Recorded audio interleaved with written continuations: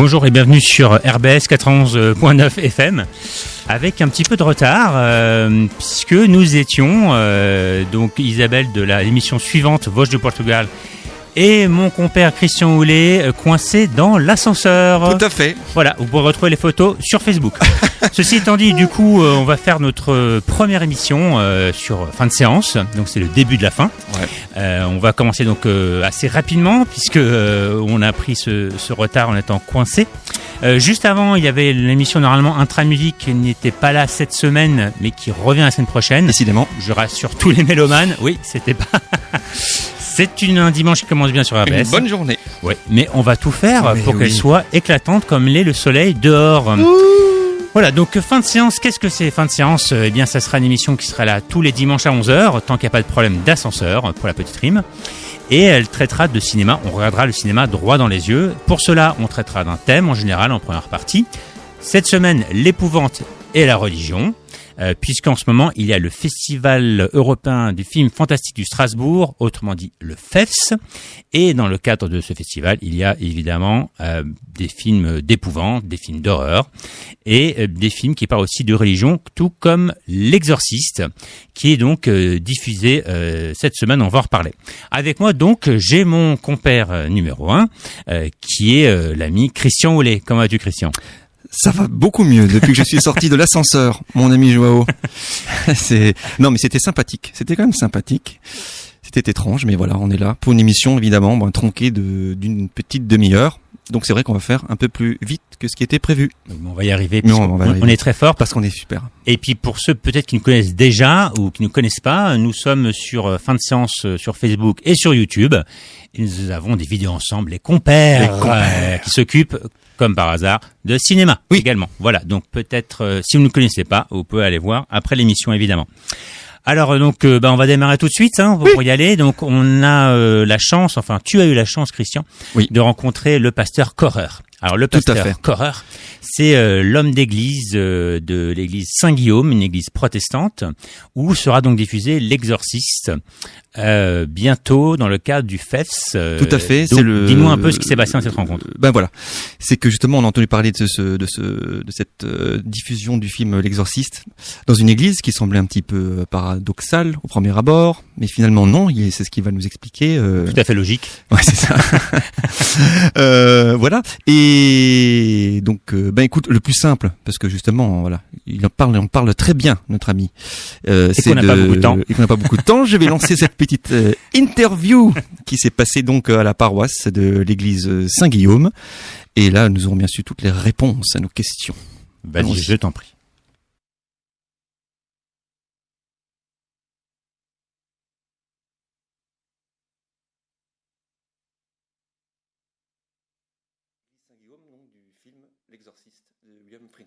Alors, mon nom est Christophe Korer.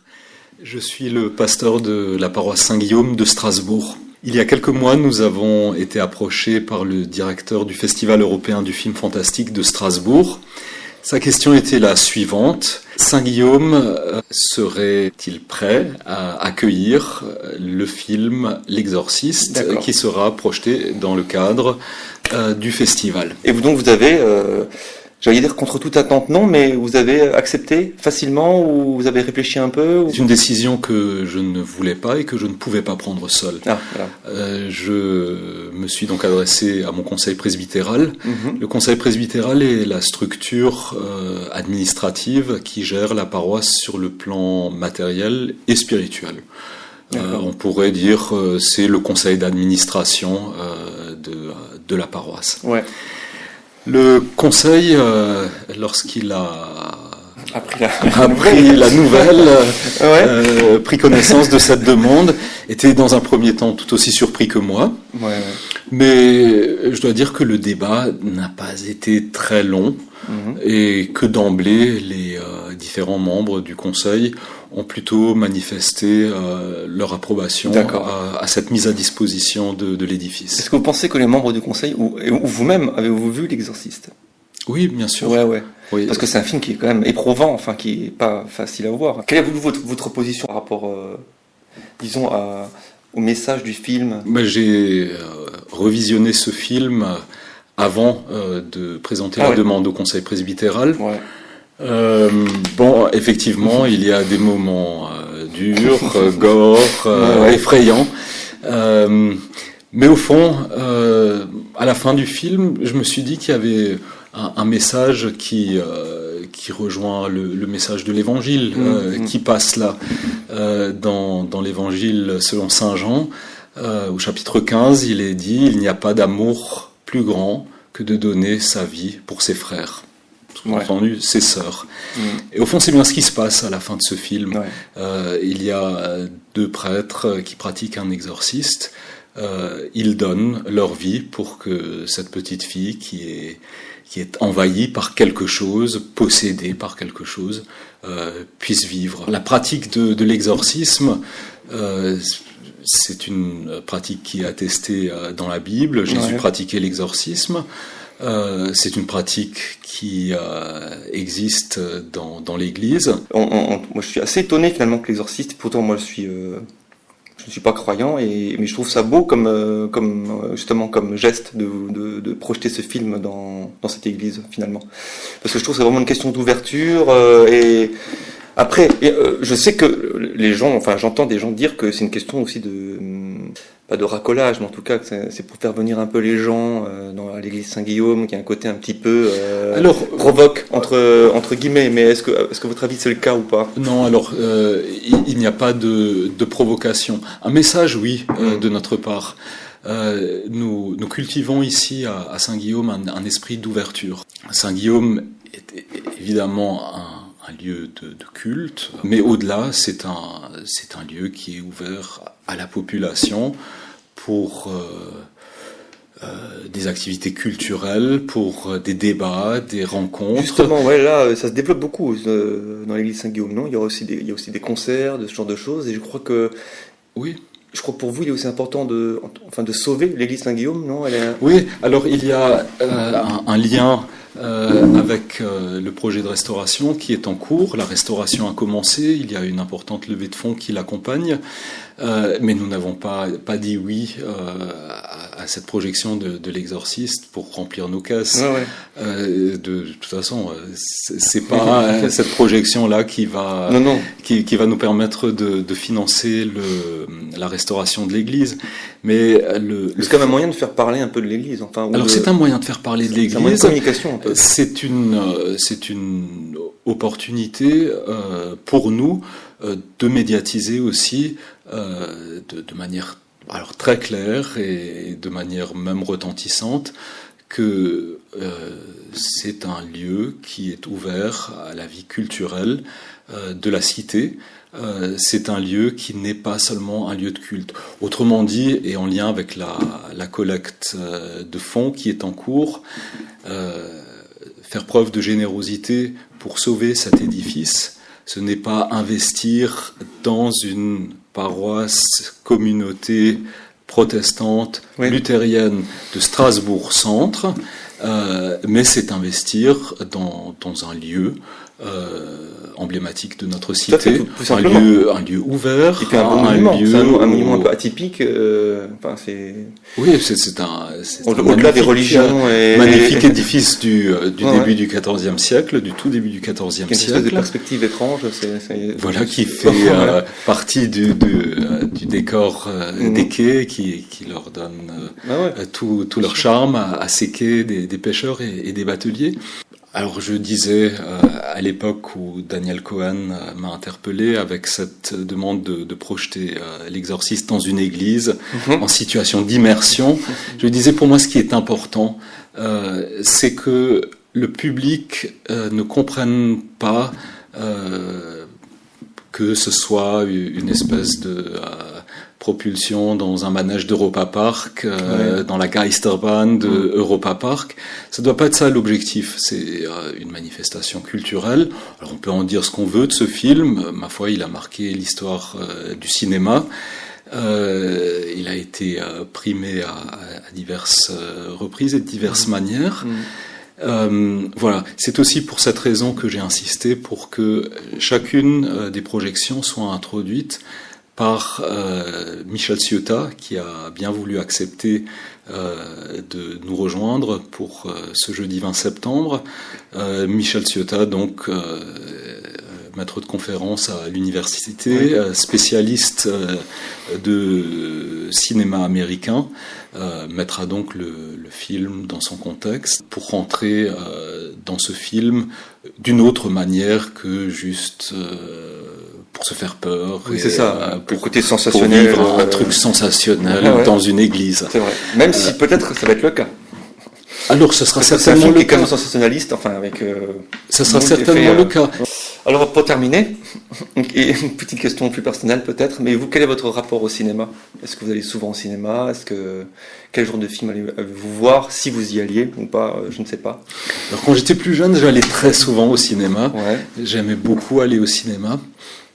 Et ces derniers temps, je dois dire, j'y vais beaucoup moins, avec une vie paroissiale bien remplie, assez trépidante ces derniers temps, je dois dire, mais aussi avec une vie de famille à côté.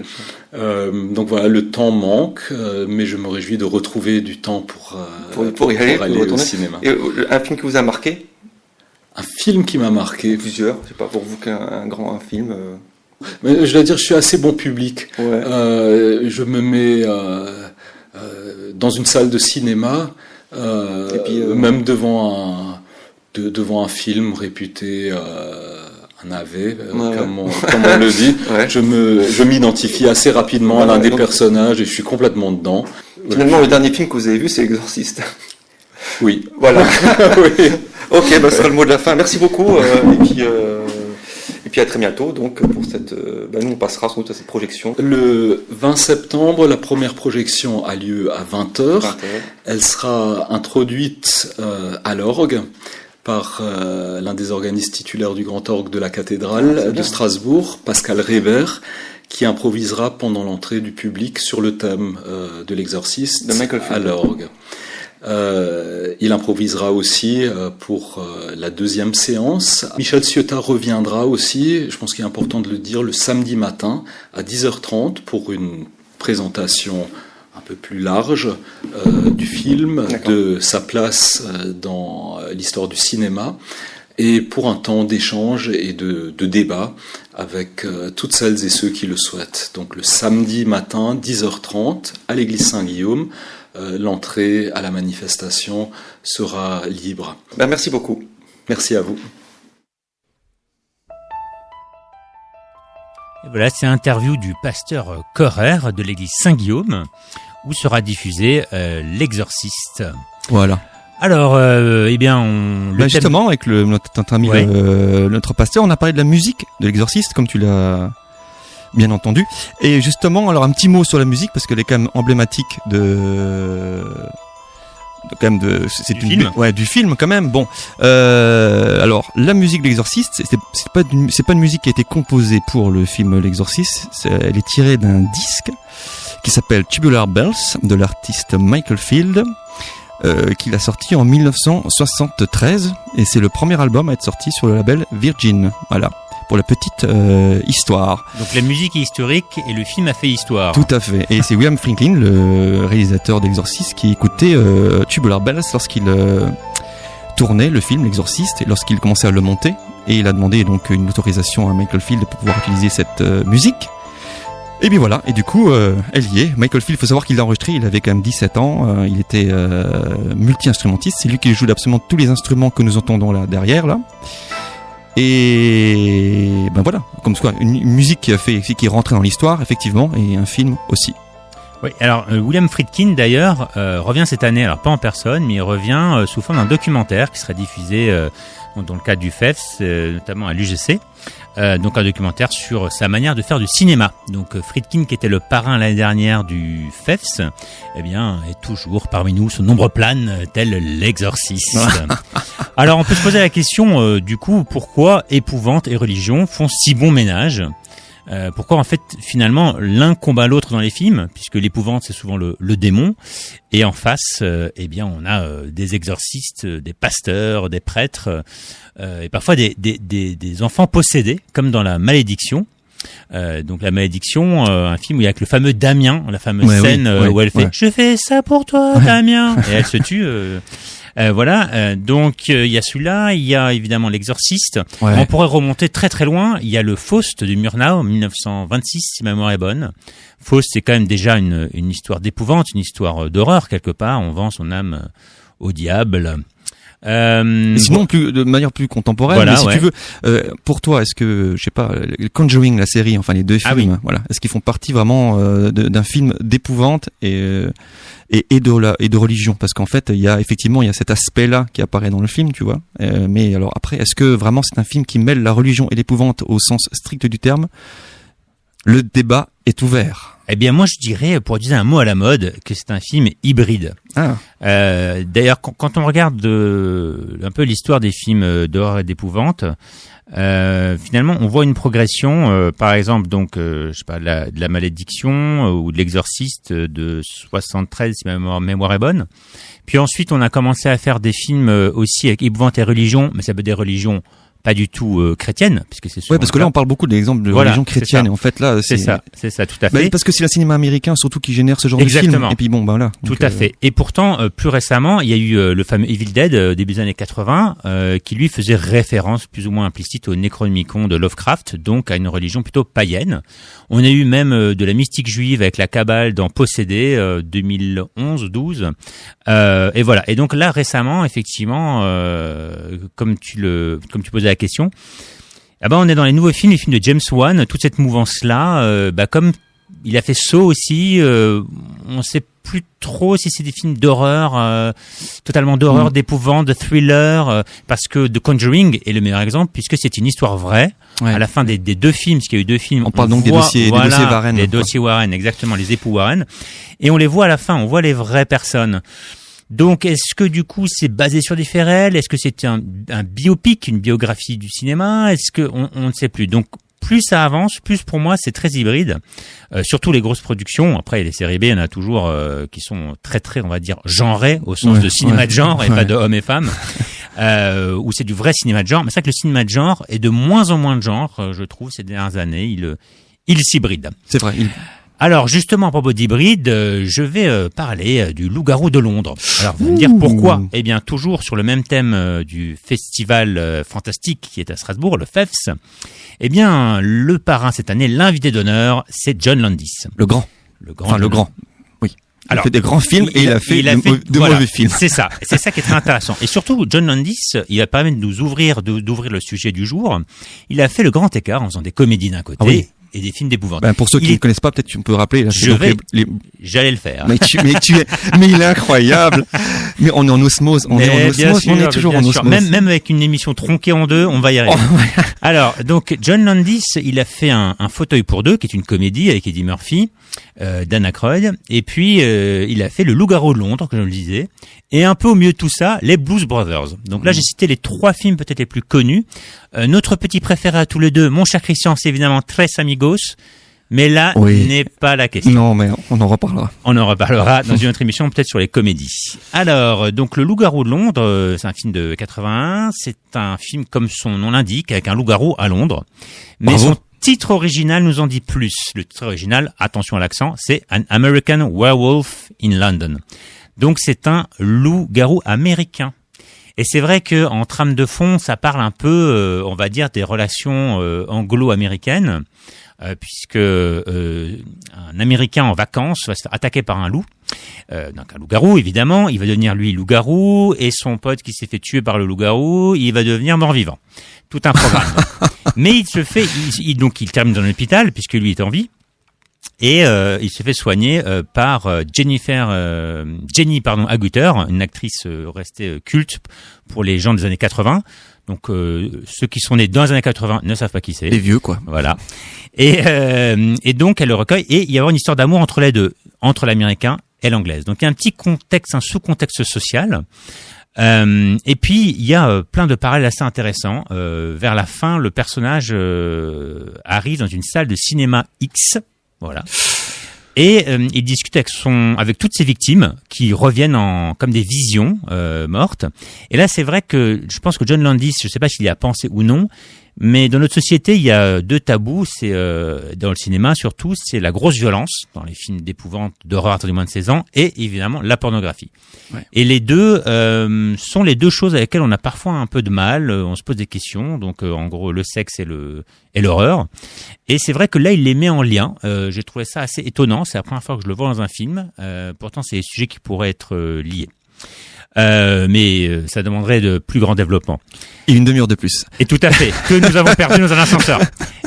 Pour en finir sur le film, sur le côté plus technique, plus formel, donc bon, il y a des loups-garous, tout ça, les effets spéciaux sont un peu datés. Bon, désolé, monsieur Landis, pourtant vous êtes en ville, j'aime beaucoup ce que vous faites. Pourtant, à l'époque, ça a fait sensation. Ça a fait sensation. Sa transformation, sa première... mais je peux te dire que pour l'avoir revu, même dans Manimal, c'est mieux fait. Voilà. C'est dur, parce que Manimal, c'est vraiment horrible. Je pars quand il se transforme en panthère, Manimal. Ah ouais. Voilà. Jonathan, s'il nous entend. Donc sur le côté technique, donc oui, les effets spéciaux sont un peu datés, mais c'est assez charmant. Par contre, le film est un peu monté, comment dirais-je, tout est collé les uns dessus des autres. Il y a assez peu de rythme finalement. J'étais étonné parce que moi j'avais adoré ce film adolescent. Moi je pense qu'il a un peu pas tellement de rythme parce que je pense qu'il tient à ses effets spéciaux, qu'il n'a pas comme aujourd'hui pléthore d'effets spéciaux à chaque image. Certainement. Et qu'il y a 3-4 moments forts et après il faut meubler un petit peu au milieu, tu vois, pour amener ces climax. Tu vois. Alors justement, c'est le mot qui est lâché. Eh ben, il y a peu de tension qui monte dans ce film, et donc la scène finale, finalement, à part cette histoire où il parle avec ses anciennes victimes, qui est assez intéressant, ses visions, parce que on est un peu centré sur ce personnage. Et là, c'est intéressant, on l'accompagne, donc il y a un côté personnel. À part ça, oui, formellement, c'est assez difficile à voir de nos jours, mais c'est vrai que John Landis, c'est intéressant. Non, je recommande quand même de voir ce film, surtout les passionnés du genre. Mais c'est exactement comme Un fauteuil pour 2 que j'avais revu aussi il y a 2-3 ans. J'avais ri, mais je m'étais dit le rythme quand même.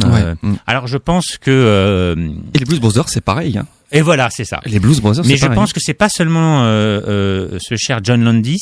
C'est générationnel. C'est en partie. Ouais. Pas que le cinéma post 70 américain avec le nouvel Hollywood, etc. On en reparlera dans une autre émission à venir de Hollywood et son âge d'or. Ça pose quelques questions par rapport au rythme qui est assez primordial dans un film. Voilà pour le Loup-garou de Londres. Mais je vous conseille quand même d'aller le voir. Il y aura une masterclass John Landis, donc qui sera là à Strasbourg, et juste après la masterclass, ils diffuseront le Loup-garou de Londres. Ouh. Voilà. Alors la date, est-ce que quelqu'un a la date? On n'a pas la date. Je crois que c'est un dimanche. Si, je vais quand même la trouver.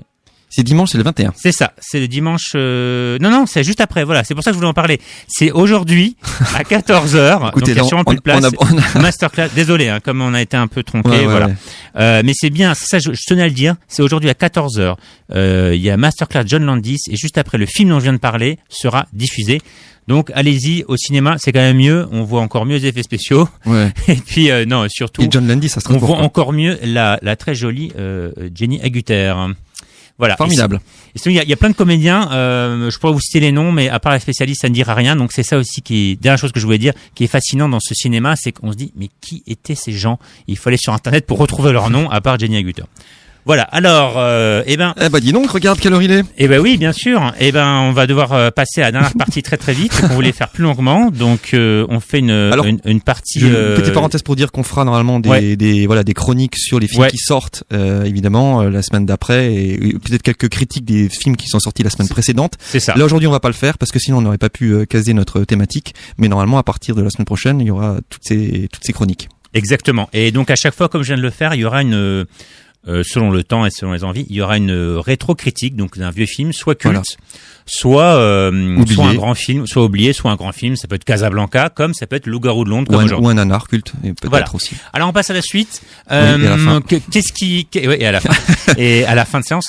Et qu'est-ce que est sorti cette semaine qui t'a intéressé? Donc je te cite les films, Christian, et tu me dis j'y suis allé ou j'irai, puisque c'est cette semaine. Alors première année, le film de Thomas Letty avec William Legbill et Vincent Lacoste. Alors premier rapport, j'aurais dit sur l'affiche non, mais finalement peut-être que si. Alors, j'y vais. C'est un film donc qui parle de la première année de médecine. Ouais. Et moi j'ai vu la bande-annonce et je me dis pourquoi pas. Pourquoi pas. Voilà. Étonnamment. Est-ce que tu as vu un peu Thunder Road? Non. Non, alors moi, je me dis, alors c'est un film qui parle d'un policier américain et de sa fille. Il se bat pour garder, pour avoir la garde toujours. Et pour l'élever, et c'est un peu sur le mode comique. Voilà, moi je dirais celui-là, ça a l'air pas mal. Et est-ce que tu iras voir, parce que moi aussi je peux jouer à ce petit jeu-là, mon cher Joao. Vas-y. Le prochain film avec Jennifer Gardner qui est produit par Luc Besson. Alors Peppermint, eh bien je ne pense pas. Moi non plus. Je pense que je n'irai pas le voir. Je ne pense pas. Pourquoi ? Parce que je vais passer directement la semaine prochaine, toujours pour cette faute de temps. Est-ce que tu iras voir le prochain Jacques Audiard, Les Frères Sisters ? Alors là, je pense que j'y vais. Ah, ça a l'air mollement intéressant. On ira ensemble peut-être. Je pense qu'on ira ensemble pour faire un petit direct. Et qu'on en parlera. Oui, alors on en parlera en direct sur la page Facebook Fin de Séance. Ouais. Mais on en parlera peut-être aussi la semaine prochaine. Voilà, donc oui, Peppermint et Jennifer Garner. Là, tu m'as tué là. C'est-à-dire que je voulais pas forcément parler de ce film. De Peppermint. Parce que non, mais avec le manque de temps, encore une fois. Non, mais j'ai vu la bande-annonce et je me suis dit waouh. Voilà. Alors, d'accord. Sinon, les Frères Sisters, il y a La Nonne qui est en avant-première, ouais. Qui est passée en avant-première donc au début du FEFS et qui va sortir officiellement la semaine prochaine. La Nonne, oui, non. Puisque c'est le sujet du jour, épouvante des religions. Ouais, non, je ne sais pas. Ouais. Moi bof. Enfin bon. Et enfin, puisque il passe aussi au FEFS, il y a Climax, puisque tu as parlé de Climax juste avant, de Gaspard Noé. Alors Gaspard Noé, j'ai toujours du mal à Gaspard Noé. Moi également. J'aime bien formellement, il y a de bonnes idées. Après son côté provoque, absolument. Le dernier sur le sexe en 3D, interdit au moins de 16 ans. Ouais, donc là, je sais pas. Voilà.